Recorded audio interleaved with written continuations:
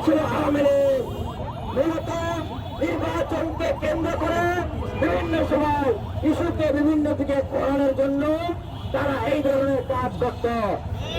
আওয়ামী লীগ আবারও Trump card খেলছে।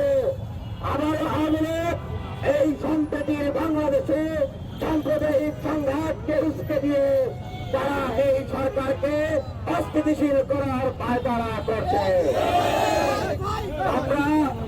আমরা আজকে যে নির্মম ঘটনা প্রত্যক্ষ করেছে, একটি আদালতের সামনে কিভাবে একজন আইনজীবীকে নির্মম ভাবে নৃশংসভাবে তাকে হত্যা করা হয়েছে। জায়গাটি কোথায়? জায়গাটি কোথায়? আদালত প্রাঙ্গণ, যেখানে বিচারের জায়গা, সেখানে তারা এই ধরনের ঘটনা ঘটালো। নিঃসন্দেহে এটি এই বর্তমান সরকার বর্তমান বাংলাদেশের স্বাধীনতা সার্বভৌমত্বের বিরুদ্ধে বৃহৎ একটি ষড়যন্ত্র।